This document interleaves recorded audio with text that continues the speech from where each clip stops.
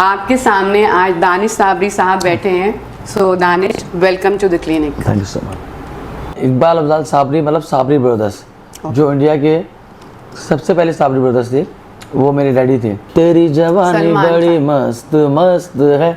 कि आपकी जर्नी कहाँ से स्टार्ट हुई? तेरा दीवान किधर है? सलमान खान के ये फेवरेट सिंगर हैं, so one of the favourite singer and he has sung many songs of Salman's movie. So आप हमारे व्यूअर्स को बताइए कि आपने कौन कौन से गाने उनकी मूवी के गाए और थोड़े से दो बोल जरूर सुना दें प्लीज। अपना काम बनता भाड़ में जाए, अपना काम बनता भाड़ में जाए जन। And it was very famous, I remember.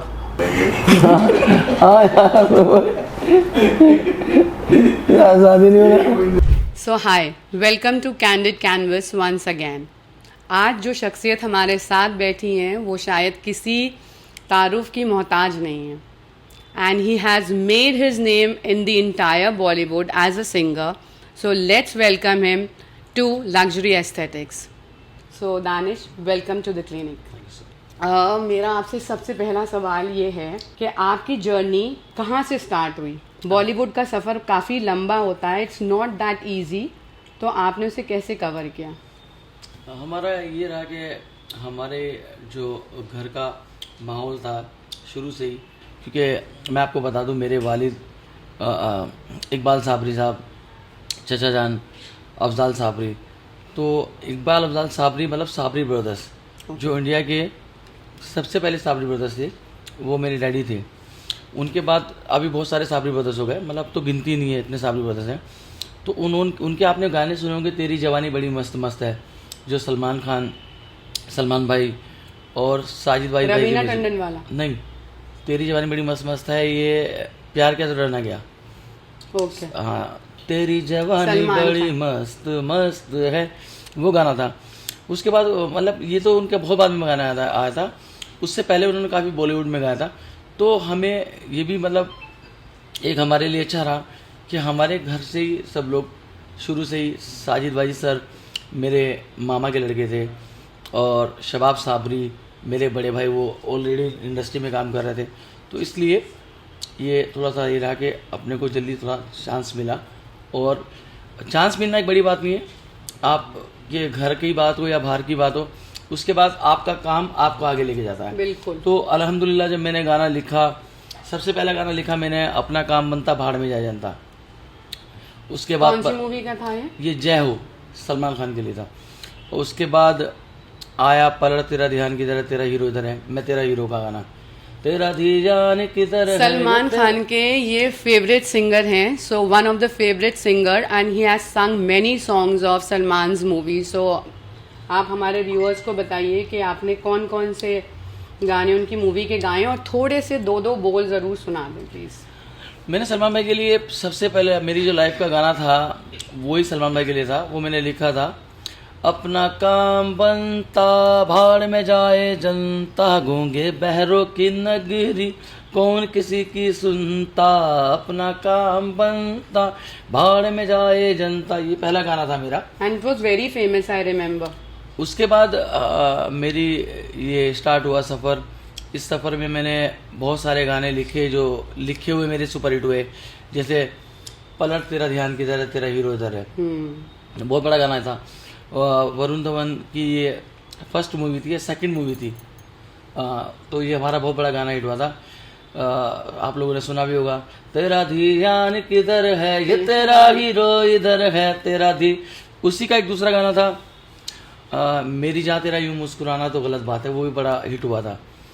तो ऐसे ऐसे करके स्टार्ट हुआ सफ़र। फिर काफ़ी मूवीज़ करी और काफ़ी लोगों ने हमारे इस अंदाज को सराहा, तो कामयाब हुआ गाने। आप बहुत कामयाब हैं, उसमें कोई डाउट नहीं है, और आपने टाइम निकाला यहाँ आने के लिए, that's a big thing and honour for us. So my next question to you will be, आपके करियर में कुछ ख़ास लम्हे अगर आपको कुछ याद हो और आप शेयर करना चाहें। मेरे करियर में ख़ास लम्हे तो बहुत सारे हैं, मगर मेरे करियर में ख़ास अगर मैं कहूँ कि किसी का उसको क्या बोलते हैं योगदान है, जिसकी वजह से देखो हमने तरबियत सीखा अपने वालिद मोहतरम उस्ताद इकबाल साबरी, अपने चाचा अफजाल साबरी, अपने बड़े भाई शबाब साबरी। ये तो हमारे घर की बात हो गई। मगर जो मेरी लाइफ को टर्निंग पॉइंट मिला वो मिला है वाजिद भाई के लिए, जो आज इस दुनिया में नहीं है। मगर शायद जितनी बार मतलब मेरा कोई दिन नहीं जाता होगा जो मैं वाजिद भाई को मिस ना करता हूँ। तो वाजिद भाई का मेरा ख़ास एक साथ रहा है, जिसकी वजह से मैं ये भी मानता हूँ कि मैं आज जिस भी मकाम पे हूँ वो ज़र्रा भर है या पहाड़ भर है। अगर मेरे वालिद और मेरी फैमिली के बाद कोई है तो वो वाजिद भाई हैं, जिनकी वजह से मैं आज यहाँ पर भी आपको इंटरव्यू दे रहा हूँ। बहुत बड़ी बात है, क्योंकि बहुत कम लोग इस चीज़ को समझते हैं और सराहते हैं। अगर आप इस चीज़ को याद रखते हैं तो it means he is a very good person by heart. So Danish साहब, आप जो अपने सॉन्ग्स लिखते हैं वो आप किस चीज़ से इंस्पायर होकर लिखते हैं? क्योंकि एक एक गाना आपका इतना ज़बरदस्त हिट होता है माशाल्लाह। So you should tell our viewers about it.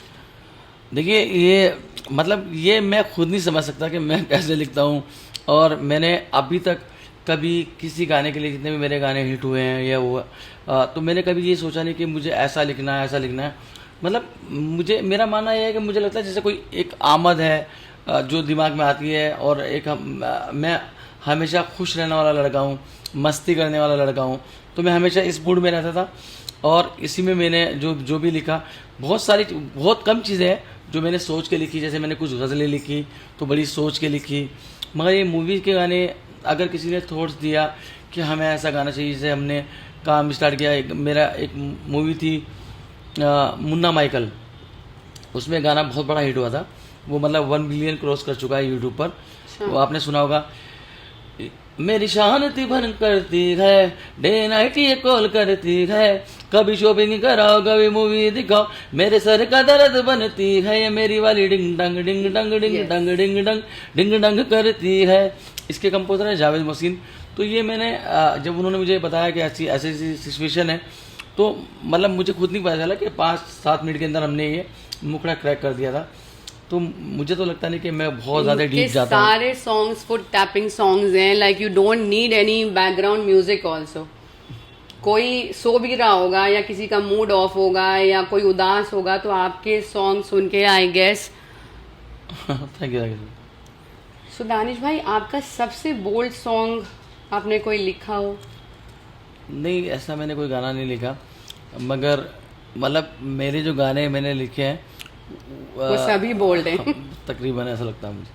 आप जो हैं जो एस्पायरिंग लिरिसिस्ट हैं उन और म्यूजिशियंस हैं, उनको सपोर्ट करने की कोशिश करते हैं, राइट? बिल्कुल। इसके बारे में आप कुछ बताइए कि कैसे सपोर्ट करते हैं। देखिए, मेरी सपोर्ट ये रहती है कि मैं खुद सोचता हूँ कि मैं कुछ लिखता हूँ, और मैं जो सोच के लिखता हूँ, जो मेरे काम करने का तरीका है, अगर कोई मुझसे पूछता है तो मैं उनको सिर्फ वही बात बताता हूँ जो मैं करता हूँ। और मैं चाहता हूँ कि हर आदमी को यहाँ पे आज़ादी है, और आजकल का ज़माना इतना प्यारा ज़माना आ गया है, जैसे यूट्यूब और इंस्टा रील्स का ज़माना आ गया है। तो मेरा मानना ये है कि इंस्टा रील्स नहीं और यूट्यूब नहीं, सोशल मीडिया नहीं, ये खुदा की एक देन है। जो टैलेंट छुपे हुए थे, जो काम करने वाले अच्छे लोग थे, जिनको कोई रास्ता नहीं मिलता था, आज वो इस ज़रिए से दुनिया के सामने आ रहे हैं और वो हिट भी होते हैं।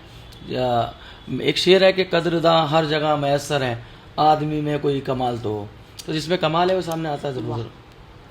ऐसे भी बहुत कम लोग होते हैं जो अपने से नीचे लोगों को कम सपोर्ट करते हैं, बिकॉज नोबडी वांट्स कि हमारा कोई कॉम्पिटिटर आए या हमारे कंपटीशन में कोई खड़ा हो। अगर आप ऐसा करते हैं तो it's again very good thing. बिल्कुल बिल्कुल, क्योंकि हमारे साथ ऐसा नहीं हुआ ना। हमें जिन्होंने हमें सपोर्ट किया है उन्होंने हमेशा हमें बराबर रखा है अपने। मैं फिर एक बार नाम लूँगा साजिद वाजिद सर का, जहाँ मेरा ज़्यादातर उनके साथ ही काम रहा है। जावेद मोहसिन हैं और मेरे बड़े भाई की तरह हैं हरमीत मनमीत, मतलब मीत ब्रदर्स, जिनके लिए मैंने काफ़ी गाने गाए। Meet brothers will be next on this couch ji. So वो आपकी बात रोक के मैं कहूँगी कि उनकी कॉल मेरे पास आई थी। I want him also to hear this. और उन्होंने मेरे शो को बहुत अप्रिशिएट किया, पसंद किया और बहुत तारीफ़ करी। एंड ही सेड कि मैं जैसे ही आऊँगा मैं आपके शो में ज़रूर I will be a part of it. बिल्कुल, मैं भी जाके उनके पास तारीफ़ करने वाला हूँ आपके शो की। तो उनके साथ मैंने काफ़ी काम किया। उन्होंने मुझे गाने गवाए, यारो सब दुआ करो, बैठे बैठे अचानक ये क्या हो गया, अभी लेटेस्ट मेरा गाना है ड्रीम गर्ल 2 मूवी में, जो मैंने और सुनीति मैडम ने गाया है, मर जावांगी, तो वो भी उन्होंने ही गवाया मुझे। और साजिद वाजिद भाई, जो साजिद भाई हैं, I call him also on the show next time. बिल्कुल बिल्कुल वहाँ तक भी तारीफ जानी चाहिए। बिल्कुल। अब तो आप सेंटेंस दुनिया कंप्लीट के करें। अब दुनिया के कोने कोने तक जाएगी ये तारीफ हमारी। Thank you so much. अब हम आपसे एक रैपिड फायर राउंड करेंगे। I think you are prepared for it. बिल्कुल। आपका फेवरेट लिरिक्स कौन सा है? आपका फेवरेट सॉन्ग? मेरा फेवरेट सॉन्ग पलट तेरा ध्यान किधर है। थोड़ा सा 2 लाइन प्लीज। तेरा ध्यान किधर है, ये तेरा हीरो इधर है, तेरा ध्यान किधर है, ये तेरा हीरो इधर है। क्योंकि इस गाने ने मुझे पहचान दिया, तो इसलिए मेरा फेवरेट है। नहीं, है भी बहुत अच्छा। क्लासिकल और कॉन्टेम्प्रेरी म्यूजिक, कौन सा म्यूजिक आपको पसंद है? क्लासिकल। रोमांटिक सॉन्ग्स और डांस नंबर्स? मेरे ज़्यादातर डांस नंबर है, मुझे रोमांटिक सॉन्ग बड़े पसंद है और मैंने काफ़ी लिखे भी हैं। दबंग 3 में मेरा गाना था नैना लड़े के लड़े रह गए, वो बहुत प्यारा गाना था, 2 लाइन वो लिखा था मैंने। प्लीज। वो था हम जहाँ थे वहीं पर खड़े रह गए, उनसे नैना लड़े के लड़े रह गए, नैना लड़े के लड़े रह गए, नैना लड़े के लड़े रह गए, नैना लड़े के लड़े रह गए, नैना लड़े के लड़े रह गए, ये गाना था। Very nice. अच्छा, आपको लिखना जब पड़ता है तो आपको कैसा माहौल चाहिए होता है? Like you love writing in silence और विद सम बैकग्राउंड म्यूजिक? नहीं, मुझे जब मैं ख़ास सोच कुछ सोच के लिखता हूँ तो मुझे लगता है कि जितनी खामोशी रहेगी, जितने मतलब साइलेंट रहेंगे तो अच्छा लिख सकते हैं। आप कॉन्सेंट्रेट ज़्यादा कर सकते हैं। कोई भी चीज़ अगर हल्की सी भी होती है ना, किसी का भी कोई भी लिखने वाला होगा, अगर वो कहीं शोर में बैठेगा या जहाँ पे ज़्यादा वो होगा तो वो लिख नहीं पाएगा। तो तन्हाई तो चाहिए लिखने के, कोई भी काम करने के लिए। Favourite song you have ever written? Any other favourite song of yours? उसके अलावा मैंने एक गाना लिखा था, वो बड़ा हिट हुआ था और आज के दौर का भी है। वो सलमान भाई ने और मैंने लिखा था, सलमान भाई के चैनल पे रिलीज़ हुआ था, बहुत बड़ा हिट भी हुआ था। हिंदू मुस्लिम भाई भाई क्या बोलते राधे भाई। उसमें एक लाइन थी जो मैंने लिखी थी, रमज़ान में है राम, दिवाली में है अली, मैसेज यही पहुँचाना है हमको गली गली, हिंदू मुस्लिम भाई भाई। आई थिंक ये कोविड टाइम में रिलीज हुआ था। बहुत पॉपुलर भी हुआ था ये। जी। सलमान साहब के साथ आपके क्या रिलेशंस हैं? लाइक कुछ शेयर करना चाहेंगे, कुछ अच्छे चटपटे लम्हे? सलमान भाई के साथ ये कि उनके लिए हमने गाने लिखे हैं और उनके साथ काफ़ी बैठना उठना, जैसे मैं आपको हिंदू मुस्लिम भाई भाई बता रहा हूँ, तो उस टाइम हम फार्म हाउस पे थे, लॉकडाउन था वहाँ पे लगा हुआ, तो वहाँ पे सलमान भाई के साथ मैंने गाना लिखा। और मतलब बहुत सारे पल हैं वहाँ पे। बहुत सलमान भाई जैसे हैं, वो एक बहुत अच्छे दिल के इंसान हैं और वो ऐसा नहीं कि जो उनका, मुझे लगता है वो जो पब्लिक में जब वो निकलते हैं तो थोड़ा उनका पब्लिक और अलग होता है। इनमें बहुत एटीट्यूड है, ये वो पब्लिक से जैसे सोचती है। और सलमान भाई मतलब बहुत हंसी मजाक करने वाले, बहुत मस्ती करने वाले आदमी हैं और बहुत अच्छे से रहते हैं, मतलब बहुत बड़ा मज़ा आता है। कुछ ऐसा पल उनके साथ जो आपको अब तक यादगार रह गया हो? अब उनके साथ बिताया हुआ हर पल, वो मतलब हमारे सुपरस्टार हैं, मतलब उनके साथ रहना और वो या हर घर मैं क्या क्या बताऊँगा, हर चीज़ की यादगार ही है। ऐसे आदमी के साथ आप काम कर रहे हैं जो मेगा स्टार है, इतना बड़ा सेलिब्रिटी है, और वो हमारे साथ वक्त गुजार रहे हैं, हमसे बात कर रहे हैं कि आपको ये गाना लिखना है, ये लाइन इसको ऐसा कर लो, तो यही सब चीज़ें हैं। और मेरा ज़्यादा ये नहीं है कि मैं किसी भी स्टार के साथ काम करता हूँ तो मेरा सिर्फ काम तक का एक वो रहता है, मैं ज़्यादा खुद भी नहीं खुल पाता, तो ये सब चीज़ें हैं। सो दानिश भाई, आप कुछ मेमोरेबल मोमेंट शेयर करना चाहेंगे अपने किसी फ़ैन के साथ? कुछ ऐसा हुआ हो हिलेरियस या एक बड़ा ही मतलब मैं उसको अगर कहूँ खूबसूरत वाकया भी कह सकते हैं, और एक बड़ा मतलब मुझे खुद को बहुत देर तक हंसी आती रही। अच्छा। मेरा एक शो था पटना में, बिहार में, तो जब हमने शो कंप्लीट किया और हमारा शो बड़ा धमाल शो हुआ, पब्लिक नाच रही थी, कम से कम 10-12 हज़ार क्राउड था वहाँ पर। तो जैसे शो फिनिश हुआ तो शो के बाद एंड में कुछ लोग आए स्टेज पर, मेरे साथ फ़ोटो लेने लगे। तो वो इतने सारे लोग स्टेज पर आ गए कि उन्होंने आकर मतलब सेल्फी लेने लगे, कोई फ़ोटो ले रहा है, कोई कुछ कर रहा है। तो इतनी पब्लिक आ गई कि मतलब मुझे लगा कि बच के जाना मुश्किल है। वो तो वहाँ क्राउड में से पुलिस वाला है, उन्होंने मुझे, जो गार्ड्स थे, बाउंसर थे हमारा, उन्होंने मुझे निकाला। तो मुझे जब निकल के गया तो बड़ा लंबा सांस लिया मैंने कि अल्लाह का शुक्र है बच गया भाई, ये तो बड़ा खतरनाक माहौल था। तो मगर फिर खुशी हुई कि यार इतनी पब्लिक चाहती है अपने को। तो मैंने पीछे मुड़ के देखा, अल्लाह का शुक्र किया कि भाई अल्लाह ने इतना नवाजा है कि आज ये लोग हमें देखने के लिए, फ़ोटो खींचने के लिए तरस रहे हैं, और हमसे कितना इनका फैंस का प्यार है। जब मैंने पीछे मुड़ के देखा तो वो मेरे बाजे वाले को भी इस तरह चाह रहे थे जिस तरह मुझे चाह रहे थे। मेरे ढोलक वाले के साथ भी ऐसे ही फोटो खिंचवा रहे थे जैसे मेरी साथ खिंचवा रहे थे।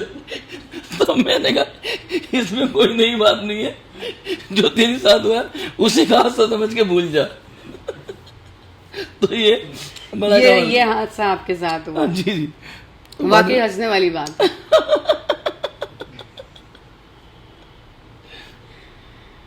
अच्छा, कोई आपका any behind the scene secret हुआ हो बॉलीवुड का, आप कुछ शेयर करना चाहें? बिहाइंड द सीन मतलब जब आप कुछ शूट कर रहे हो सॉन्ग के लिए, तो कुछ अंदर छुपी हुई बात जो आप बताना चाहें? जैसे नहीं, ऐसा कुछ नहीं हुआ, मगर मैं बिहाइंड द कैमरा, हाँ, मैं अगर जो एक बात छुपी हुई है वो बता देता हूँ। मैंने एक मूवी भी की थी एज एन एक्टर, उस मूवी का नाम था दावत इश्क। अच्छा। जिसमें परिणीति चोपड़ा और आदित्य रॉय कपूर थे, और उसमें मैं आदित्य का दोस्त दिखाया हूँ।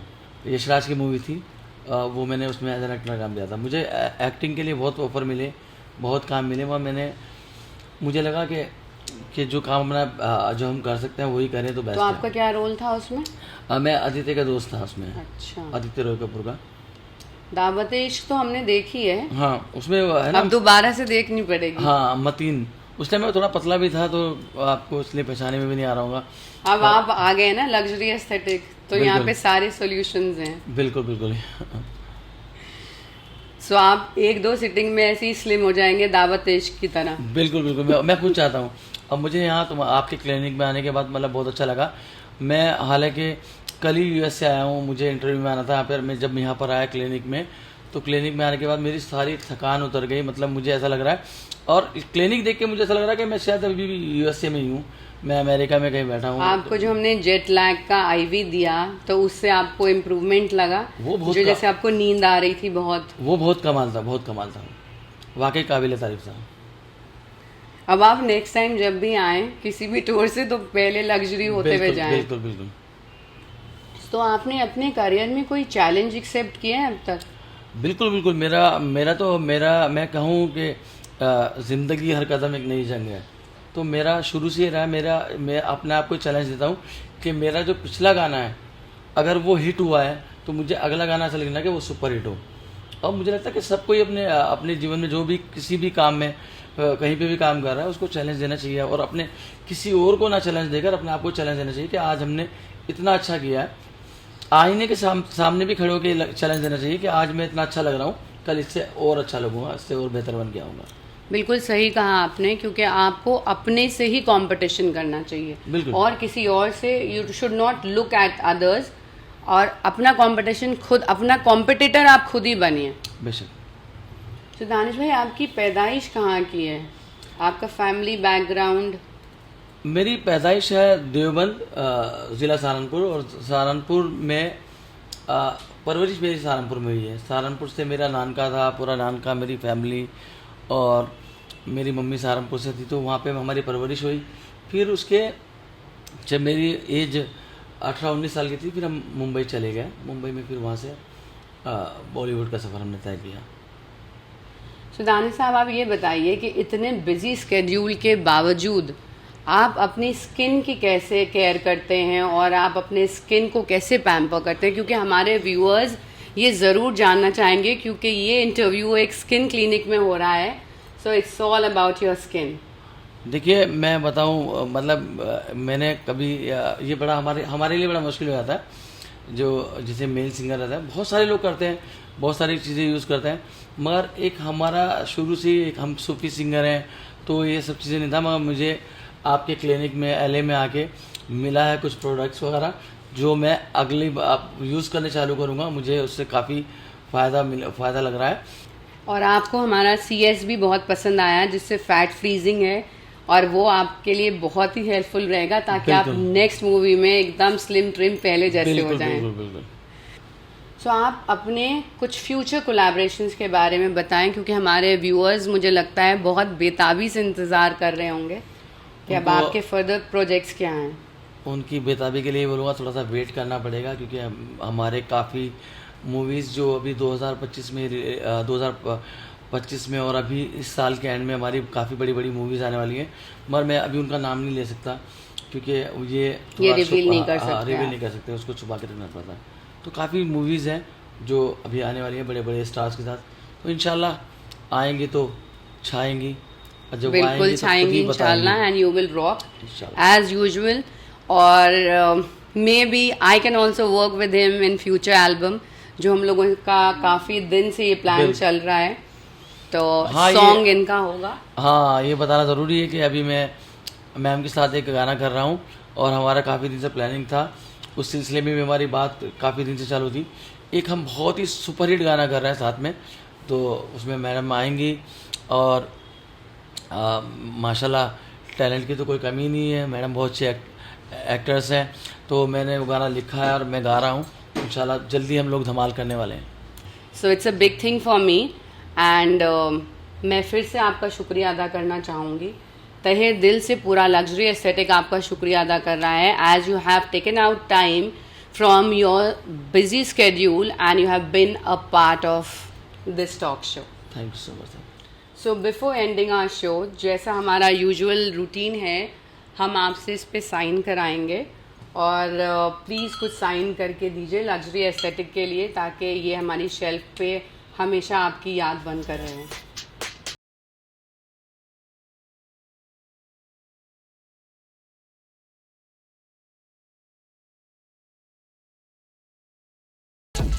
So sweet.